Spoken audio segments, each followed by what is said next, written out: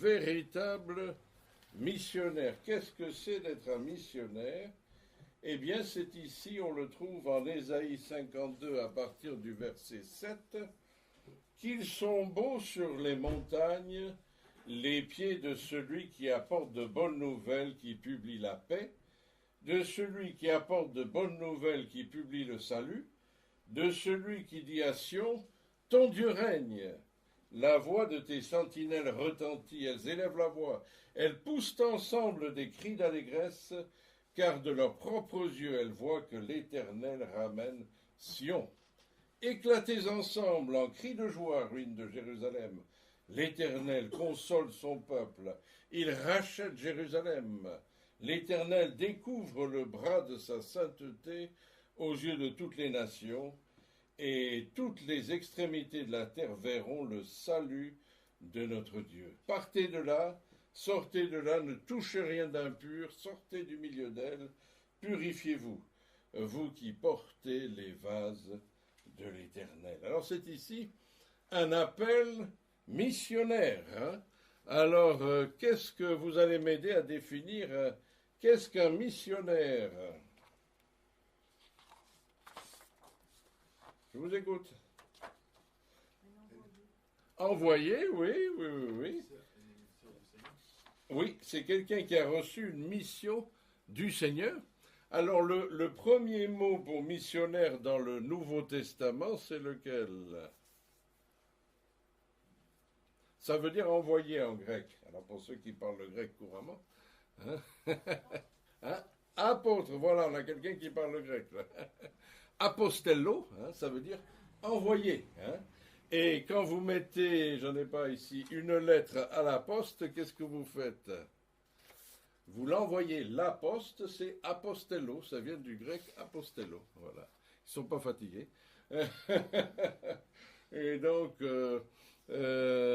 c'est un envoyé. Alors pourquoi est-ce que nous ne nous appelons pas apôtres?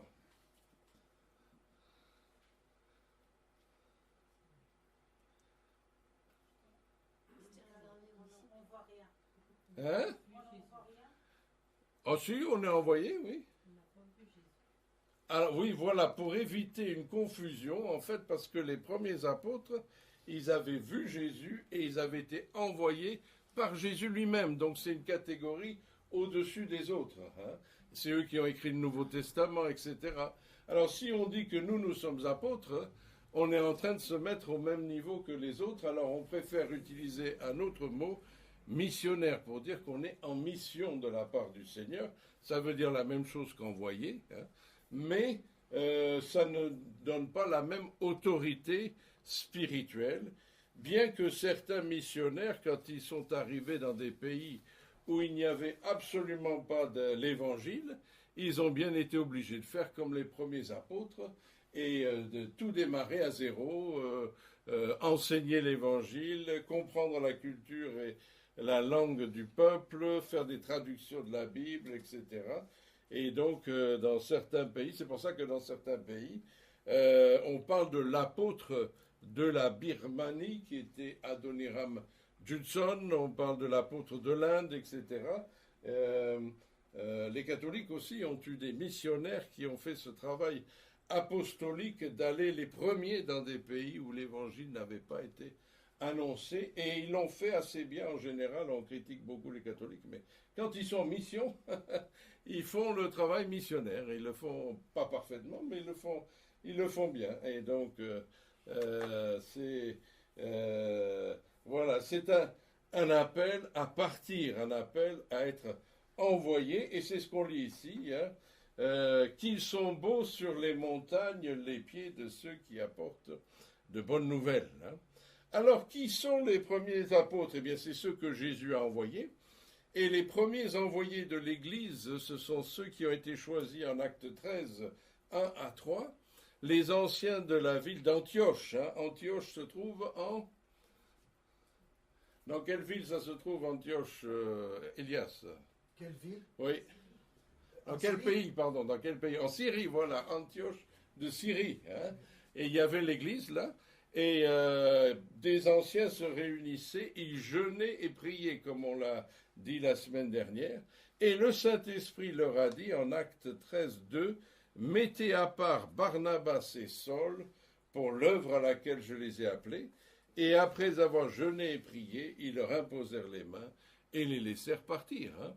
Mais l'année dernière, on a vu les voyages de Paul. Hein. Mais Paul, il était à Damascus. Après, il était à Antioche. Il était à Antioche. Là, voilà.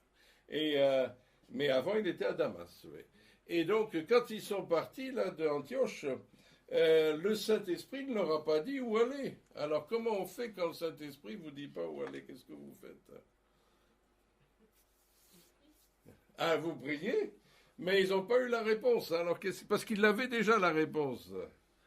Ah, c'est pas facile. Je vous fais travailler ce matin, dis donc. Hein. On l'a dit il y a à peu près 9 mois, à peu près. Hein. Bon, ça remonte. Hein, hein? Non, on part. Puisqu'il a dit partez, il faut partir. Voilà. Et donc, si on n'a pas reçu un endroit spécifique, on fait ce que le Seigneur a demandé. Quand le Seigneur, les dernières paroles en quittant la terre de Jésus, c'est quoi? Tous les jours et jusqu'à la fin du monde. Et il a dit, voici, je vous envoie pour faire de toutes les nations des disciples. Hein. Vous irez à Jérusalem, en Judée, en Samarie, et jusqu'aux extrémités de la terre. Le Seigneur a donné le plan. Hein. Or, là, ils étaient à Antioche de Syrie. Jérusalem était évangélisé déjà, c'était fait. La Judée, c'était fait. La Samarie, c'était fait. Et donc maintenant, il n'y avait plus que les extrémités de la terre. Voilà. Et donc Barnabas s'est dit, où vais-je aller? Le monde entier est devant nous, où vais-je aller? Et donc il a eu la réaction qu'ont beaucoup de missionnaires. Il a dit, mon pays d'origine, c'est Chypre. Hein, c'est l'île de Chypre. Et donc, allons dans mon pays d'origine, puisque ce pays n'avait pas été évangélisé. On va dans son pays d'origine. Et donc, ils ont pris le bateau, ils ont traversé l'île de Chypre d'un côté à l'autre, ils ont tout évangélisé à pied. Et si vous visitez ces localités aujourd'hui, vous verrez qu'il y a des églises tous les 30 kilomètres à peu près, et chacune de ces églises dit c'est Paul et Barnabas qui ont commencé ces églises lors de la première évangélisation. Et ensuite, ils étaient à Chypre et ils ont rencontré le gouverneur de l'île et en parlant avec lui, il s'est converti et il leur a dit « Mais moi, je viens d'un endroit plus haut en Asie mineure, alors j'y vais. » Et donc, ils sont partis en Asie mineure pour voir cette ville-là. Et puis, ils sont retournés. Ensuite, ils ont vu plusieurs autres villes dans la région et ils sont retournés à Antioche. Ensuite, ils ont fait le deuxième voyage. Et dans le deuxième voyage, à un moment, ils étaient là, pareil en Asie mineure, et ils ont dit, on va monter au nord, et ils allaient vers la Bithynie. Et qu'est-ce qui s'est passé? C'est là qu'on a empêché. Exactement, le Saint-Esprit les en a empêchés. Hein, parce qu'il se peut que dans l'œuvre missionnaire, on ait une initiative qui ne soit pas la bonne. Hein, et donc le Saint-Esprit nous dit, non, c'est pas là. Et donc, ils sont partis, au lieu de partir au nord, ils sont partis à l'ouest. Hein, et ils sont allés jusqu'au bord de la Méditerranée. Alors, quand vous êtes au bord de la mer, où vous pouvez aller? Nulle part, vous y êtes. Hein. Et donc, en dormant la nuit, Paul a vu un Macédonien qui leur a dit « Passe en Macédoine et secours-nous ». Et donc, ils ont su qu'il fallait prendre le bateau, traverser la mer Égée, qui n'est pas une grande mer, et aller à Philippe, en Macédoine, pour évangéliser les Macédoniens. Hein. Et donc, quand on est missionnaire, on obéit au bon sens, on obéit à ce qui est logique de faire, mais ensuite, des fois, on ne sait plus ce qu'il faut faire, et il faut un appel. Et donc, on reçoit un appel pour savoir dans quel endroit aller, quelle mission spécifique aller, et on continue à servir le Seigneur selon l'appel qu'on a reçu. Et c'est arrivé à tous les prophètes de l'Ancien Testament, c'est arrivé à Abraham. Le Seigneur leur a dit, tu vas aller ici ou tu vas aller là. et ils y sont allés. Et ils ont été mis à part par le Saint-Esprit pour aller là. Alors, remarquez que dans ce passage, il est dit qu'ils sont beaux sur les montagnes, les pieds de celui qui porte de bonnes nouvelles. Hein. Alors, est-ce que vous êtes déjà allé évangéliser sur les montagnes? Hein? Personne? Moi, oui. Hein? Et j'ai vécu littéralement ce passage, hein, et donc je vous le montre, hein, puisque vous prenez des photos, avec un groupe de Sud-Africains, hein, au Pays Basque, hein, donc il y a 25 ans, hein, eh bien, on est parti sur les chemins de Compostelle. Hein, là, vous avez la croix, qui est une des croix où se rencontrent 3 chemins de Compostelle. Et on est parti partager l'évangile avec des petits évangiles de Luc, des petits traités, et tout ça dans une feuille de plastique, parce que quand vous êtes pèlerin, vous ne pouvez pas vous promener avec une Bible. Hein, il faut quelque chose de très léger, donc c'est ce qu'on avait à leur donner. Donc là, vous avez des Sud-Africains, là c'est Lofi que vous connaissez, il est venu ici, hein, et il était plus jeune, et quelques autres, lui c'est qui? Oui, c'est Johan Blumhoff. Ouais. Et oui. Et lui, il y en a aussi, c'est l'ancien trésorier de l'AE, je ne sais plus comment il s'appelle, un grand, voilà. Et donc, on a fait venir des groupes comme ça pour aller évangéliser sur les montagnes. Et donc, eh bien, il faut partir, hein. Vous êtes là, qu'est-ce qu'il faut faire? Il faut y aller. Et vous êtes en chemin vers Compostelle. Et quand vous partez de là, il vous reste plus que combien de kilomètres? Hein? Presque 1000. Voilà. Alors on ne les a pas fait 1000, mais on a fait jusqu'à Saint-Jean-Pied-de-Port, hein, donc presque 50 kilomètres, certains à pied, hein, donc il faut marcher et évangéliser, d'autres en vélo, hein, parce qu'ils étaient plus rapides, et vous partez sur les chemins comme ça, dans les montagnes, pour partager l'évangile. Alors quel est l'avantage d'être sur le chemin de Compostelle? Il n'y avait pas de véhicule. Non, de cette partie-là, vous n'avez pas le droit au véhicule. C'est pas c'est un chemin pour les piétons uniquement. Les gens sont en recherche. Voilà, les gens qui sont là, ils font un pèlerinage. Hein. Ils ne sont pas là pour aller au supermarché. Hein. Donc, c'est des gens qui cherchent quelque chose déjà. Hein. Et donc, vous engagez la conversation, vous dites, voilà, moi je suis là juste pour la journée, pour marcher et partager l'évangile. Et puis, s'ils veulent bien discuter avec vous, parce qu'ils ne sont pas obligés, mais s'ils veulent bien discuter avec vous, eh bien, vous marchez ensemble dans la bonne direction, vous partagez l'évangile, vous leur donnez un petit évangile, parce que souvent, ils n'en ont pas. Ils partent en chemin de Compostelle, ils ont les chaussures, ils ont les chaussettes, ils ont la serviette, ils ont de l'argent, et ils ont oublié la Bible. Voilà. Et donc, on leur donne un petit évangile, et de quoi lire aussi, etc., et il continue le chemin comme ça, voilà. Et donc, nous, littéralement, on a marché sur les montagnes pour partager la bonne nouvelle, hein, dans les Pyrénées, donc. Hein. Et vous voyez les endroits où on passe, hein, quand on va là-bas. C'est Saint-Jean-Pied-de-Port. Donc, sur ce pont, tous les pèlerins qui vont à Compostelle par la voie principale, après il y a d'autres voies, hein, mais ils passent sur ce pont à Saint-Jean-Pied-de-Port, et après, il y a la route qui va en Espagne, voilà. C'est bien marché pour sport. C'est très bien. Gym. Pas besoin. Je l'ai fait. Faudrait le refaire, tu as raison, Elias. Voilà. Donc ça, c'est des photos de Saint-Jean-Pied-de-Port au Pays Basque. Et donc après, on n'a pas fait que marcher, hein, on s'est réjouis, on a mangé, voilà, on a passé des bons moments ensemble, hein, mais c'est quelque chose de concret, hein, d'aller sur les montagnes. Hein. Alors, il y a même un chant, un vieux chant. Alors, même Patrick, il ne le connaît pas. Il n'est pas assez vieux, Patrick. Hein. Donc, il n'y a que moi qui le connais. Donc, je vais juste vous chanter une demi-strophe, hein, mais c'est cité de ce texte-là. Voilà.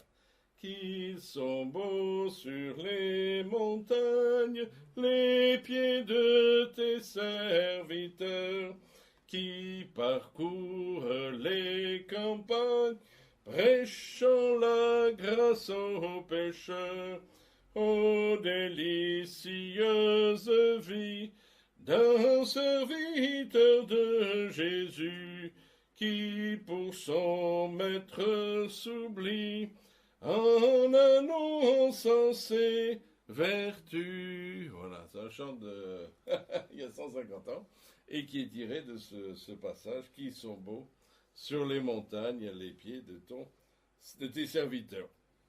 Et sur ce même chemin, une autre fois, quelques années après, avec Joël Chiron, et je vous montrerai d'autres photos de Joël Chiron, qui est missionnaire en Bulgarie, et on y est allé faire un petit tour. Il était venu nous visiter au Pays Basque, et il s'est blessé le pied.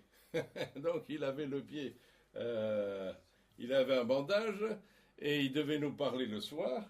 Mais on a cité ce passage, qui sont beaux les pieds. Donc même blessés, les pieds sont beaux. Les pieds des serviteurs qui annoncent les bonnes nouvelles sur les montagnes.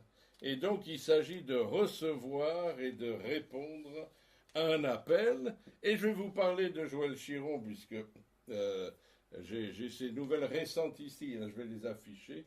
Vous pourrez les lire. Montana. En Bulgarie, là, vous avez le drapeau bulgare sur le côté. Et voilà, plein de photos avec les dernières nouvelles. Là.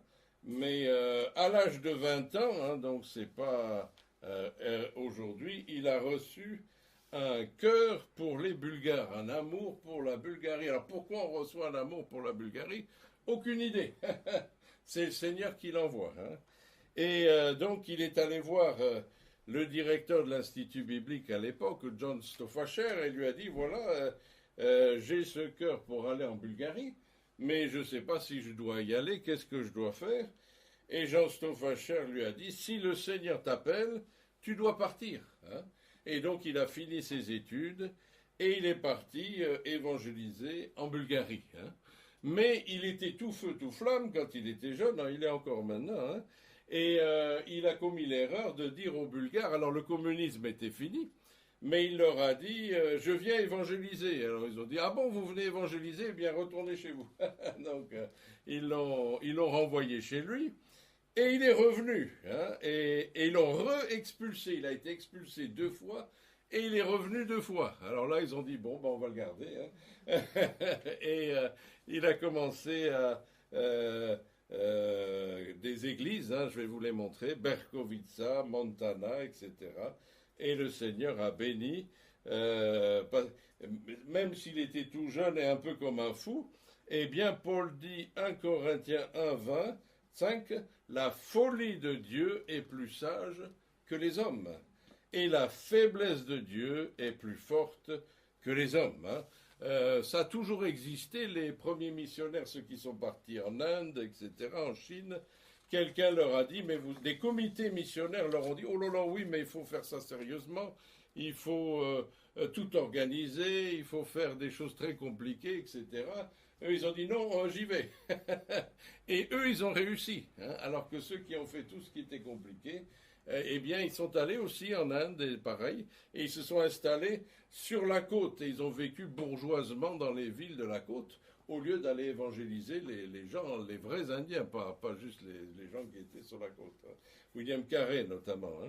Et donc, c'est le Seigneur appelle la folie de répondre à son appel, mais c'est la sagesse de Dieu. Dieu a choisi les choses faibles du monde, verset 27, pour confondre les fortes.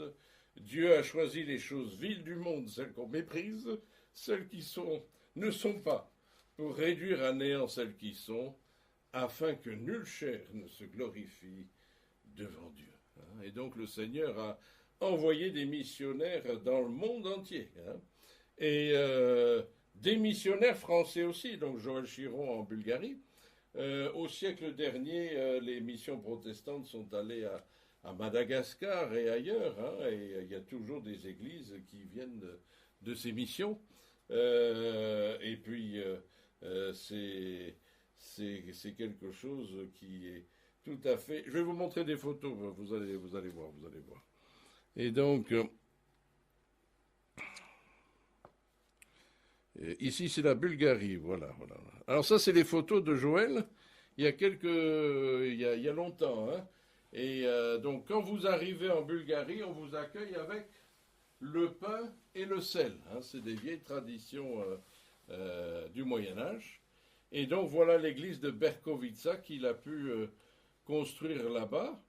Et il y avait même la télé, comme vous voyez, pour l'inauguration ici, hein. Et voilà les baptêmes, hein. Maintenant, ils ont un baptistère, mais les premiers baptêmes étaient dans l'eau froide. Voilà, hein. Et donc, il nous avait montré des vidéos à l'époque où il y avait la neige sur le côté et les gens allaient se faire baptiser dans l'eau froide, hein. Mais bon, les gens de l'Est sont plus courageux que nous, hein. Nous, déjà, on se fait baptiser dans la Manche, hein, c'est pas mal, hein. Mais eux, carrément, dans les rivières froides, hein. Et voilà, maintenant, ils ont un vrai baptistère. Et donc, voilà les villes, hein, du nord de la Bulgarie, Montana et tout ça. C'est des petites villes comme ça, où il n'y avait pas d'église, et donc Joël est allé. Et voilà, il a trouvé ce bâtiment-là, qui était un bâtiment abandonné par le Parti communiste, hein. C'était fait pour être une maison de vacances pour les dignitaires, mais quand le communisme est tombé, ça a été abandonné. Ça a été racheté, et ça a été construit vous voyez, en mauvais, ils travaillent très mal, les communistes, hein. Bon. Et voilà l'église telle qu'elle est aujourd'hui, hein. Et puis ça, comme c'est dans un pays qui était pauvre, hein, donc si je me souviens bien, c'était dans les 50 000 francs. Là, vous vous rendez compte? Et donc, tout ça, ça a été fait. Voilà. Et puis après, j'ai la photo de l'autre église de Montana. Voilà, ça c'est Joël quand il était jeune. Voilà. Son épouse, les enfants, mais là, ils ont 30 ans. Voilà l'église de Montana où il est en ce moment. Donc ça, c'est la deuxième église. Et puis, il voyage dans 4 ou 5 autres églises, hein, avec un autre frère. Évidemment, il n'est pas tout seul. Son autre frère s'appelle... Ça s'appelle la ville Budapest, peut-être. Budapest. Non, Montana, celui-là. Montana, ouais. Oui, je suis allé à Budapest aussi, mais c'est pas, c'est pas le même voyage. Ouais, ouais. Eh oui. Et donc, voilà, hein, c'est ce qu'on doit aller. Ah oui, puis j'ai encore autre chose à vous montrer. Mais ce sont que des exemples, hein, parce que il y a bien d'autres voyages qu'on peut faire. Voilà ici. Alors, où est-ce que c'est ça?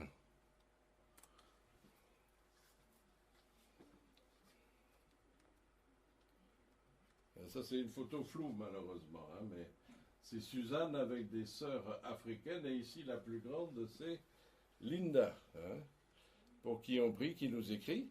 Et donc, ils ont construit cette maison à Koumra, au Tchad, hein. Et cette maison, la voilà, c'est une librairie chrétienne, hein. Et il y a des églises, évidemment, mais ça, c'est en plus une librairie chrétienne. Ça, c'est le pasteur Majingai Torta, que j'ai bien connu. Il a été étudiant à l'Institut d'Algrange aussi. Et il avait 2 églises là, à Koumra, une francophone et une vernaculaire. Et il y avait, voilà, il y avait 1000 personnes à chaque culte. C'est plus qu'en France, hein, voilà. Et donc, avec ce petit groupe, ces dames ont commencé à demander en France, et ce sont des Français qui ont envoyé, puisqu'ils parlent le français, plein de livres, hein, envoyés pour remplir la bibliothèque. Donc, les gens peuvent venir et lire sur place, ou emprunter les livres pour les lire chez eux, hein. Et puis, cette librairie est à côté d'un hôpital. Donc, quand les gens sont à l'hôpital, ils n'ont pas grand-chose à faire. Ils viennent ici pour prendre des livres et pour partager voilà, la parole de Dieu. Voilà. Voilà. Ça, c'est un comité de traduction, hein, traduction dans une langue du Tchad. Voilà. Voilà. Tout ça, c'est du travail missionnaire. Et moi, j'y suis allé aussi, mais je n'ai pas retrouvé mes photos pour aujourd'hui, avec un groupe de 70 pasteurs tchadiens. Et on a fait une semaine l'Apocalypse, l'étude de l'Apocalypse. Voilà. Et donc, et puis la semaine suivante, j'ai enseigné le livre aux Hébreux, etc. J'ai passé un mois là-bas. Et donc, le Seigneur nous appelle à aller et il nous appelle à partager la parole.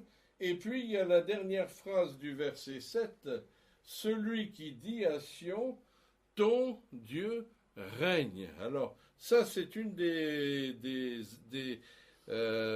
responsabilités du missionnaire, c'est de dire que Dieu règne. Pourquoi est-ce qu'on doit dire que Dieu règne?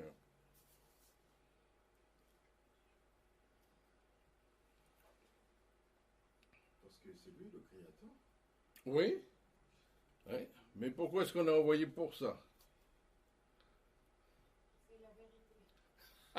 C'est la vérité. Hein? Et si nous ne le disons pas, qui c'est qui va le dire? Est-ce que c'est la télévision qui va dire Dieu règne, hein? Est-ce que c'est les journaux qui vont dire Dieu règne, hein?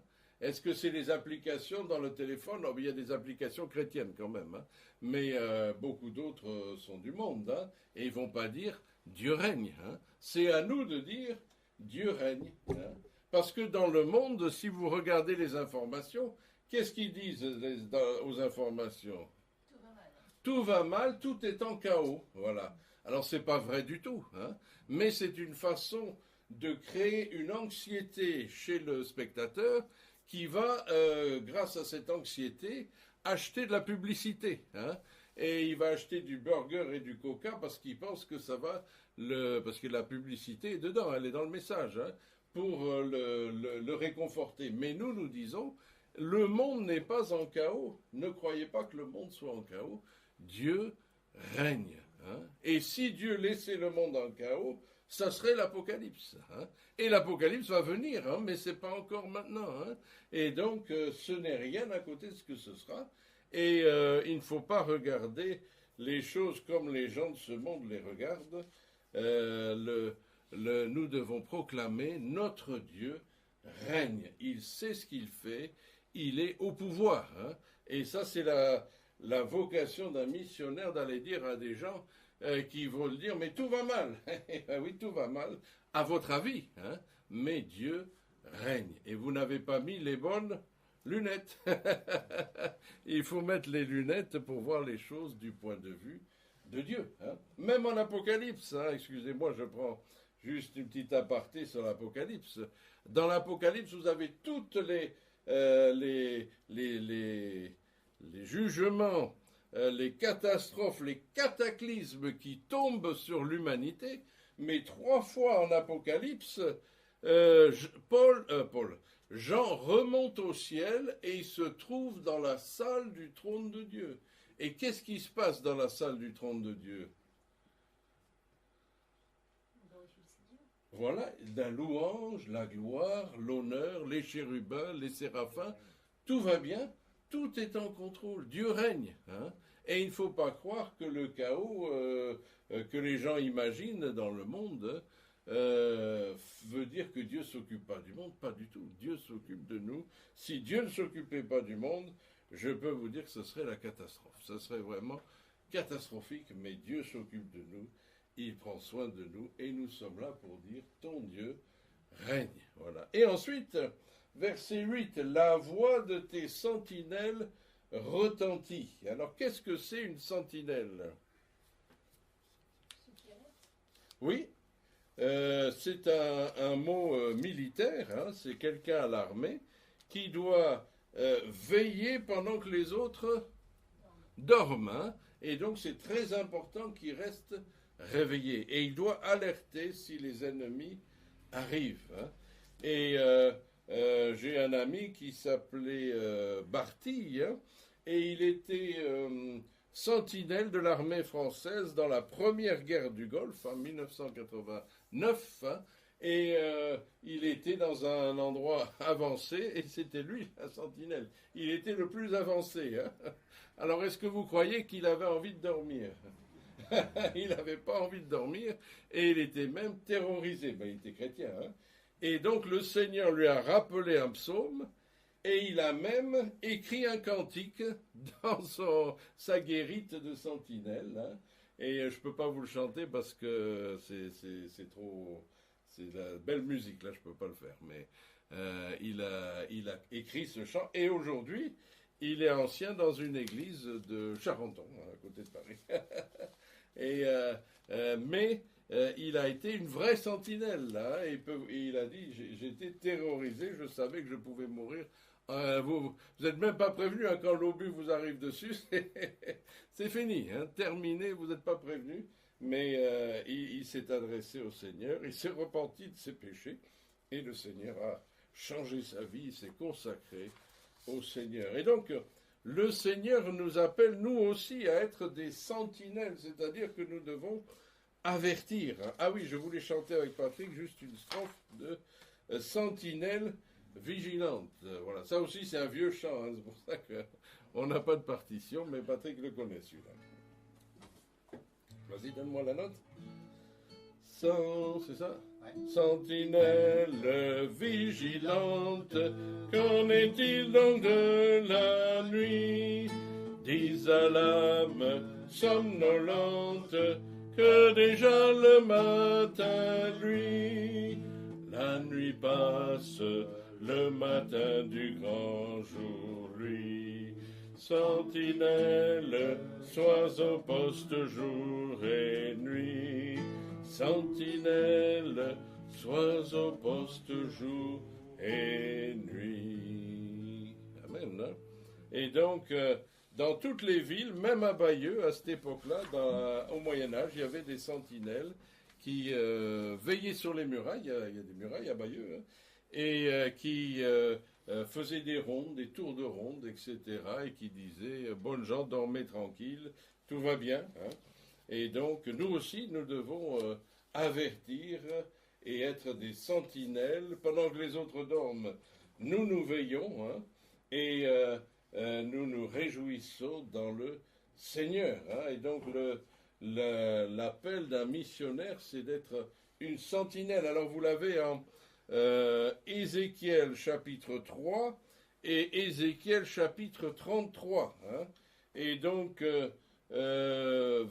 Ézéchiel 3, 17, « Fils de l'homme, je t'établis comme sentinelle sur la maison d'Israël.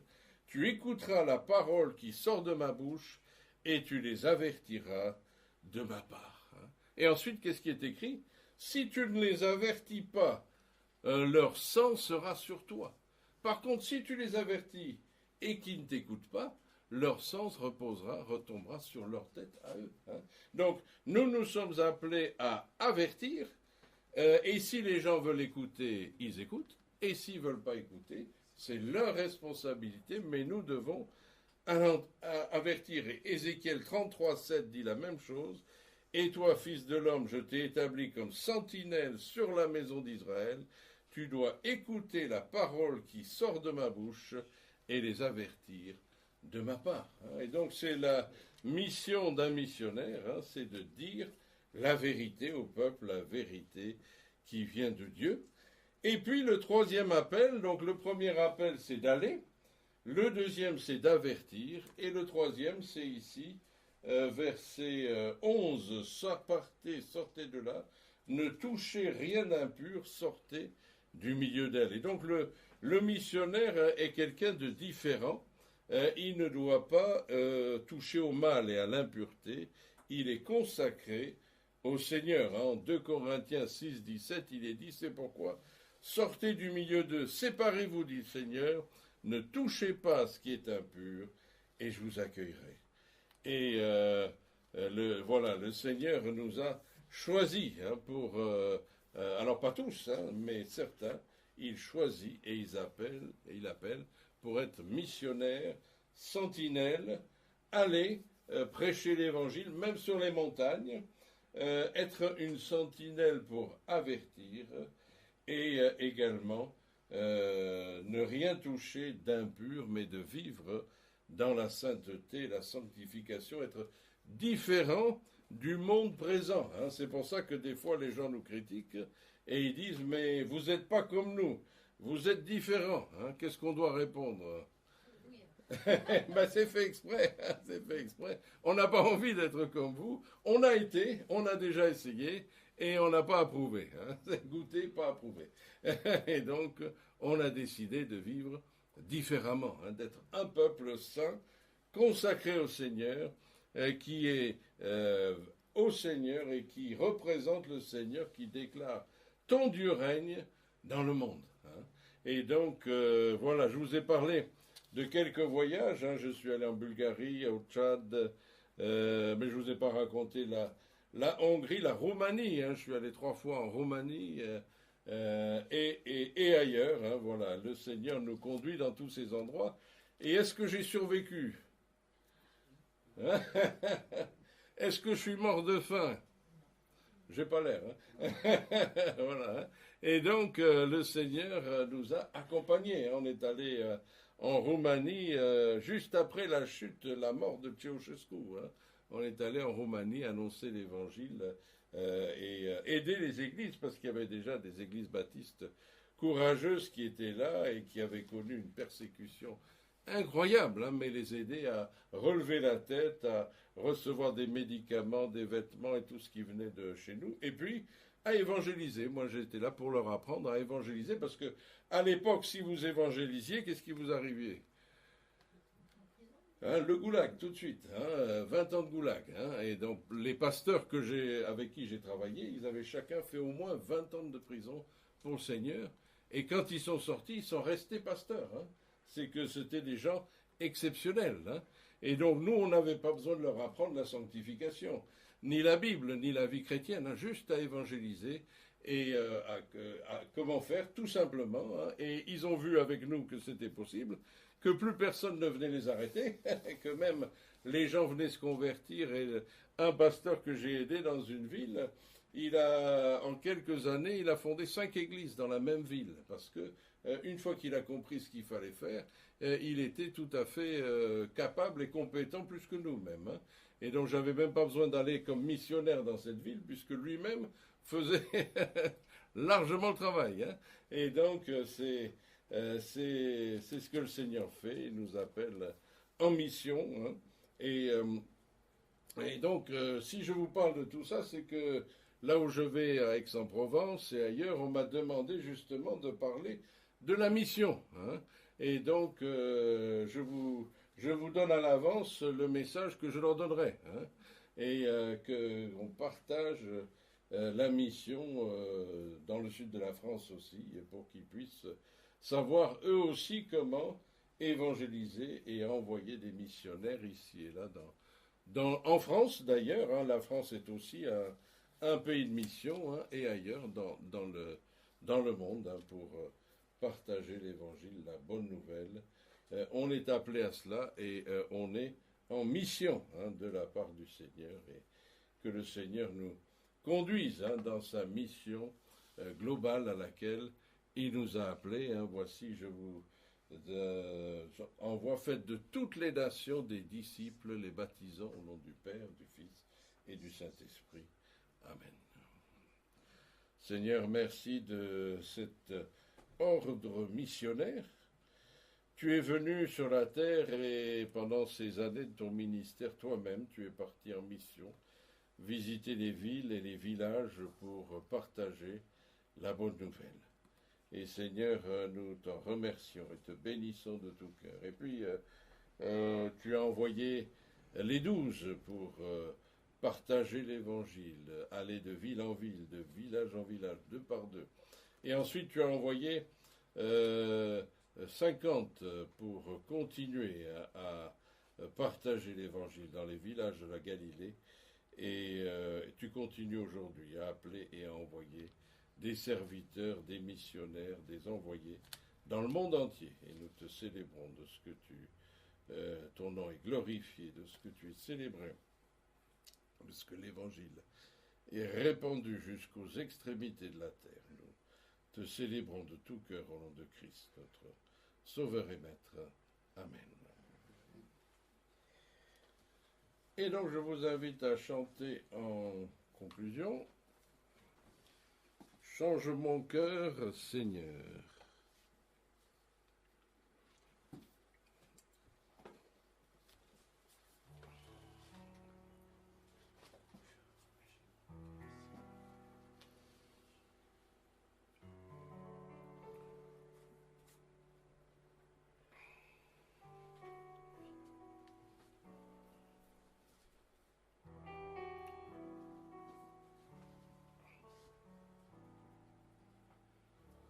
Change-moi, Seigneur, et purifie-moi. Change-moi, Seigneur, rends-moi comme toi. Change-moi, Seigneur, et purifie-moi. Change-moi, Seigneur, rends-moi comme toi. Jésus, tu es le potier, je suis l'argile. Brise-moi, façonne-moi, et c'est mon désir. Change-moi, Seigneur, et purifie-moi. Change-moi, Seigneur, rends-moi comme toi. Change-moi, Seigneur, et purifie-moi. Change-moi, Seigneur, rends-moi comme toi. Seigneur, tu es le potier, je suis l'argile. Brise-moi, façonne-moi, oui, c'est mon désir. Change-moi, Seigneur, et purifie-moi. Change-moi, Seigneur, rends-moi comme toi. Change-moi, Seigneur, et purifie-moi. Change-moi, Seigneur, rends-moi comme toi. Rends-moi comme toi. Rends-moi comme toi.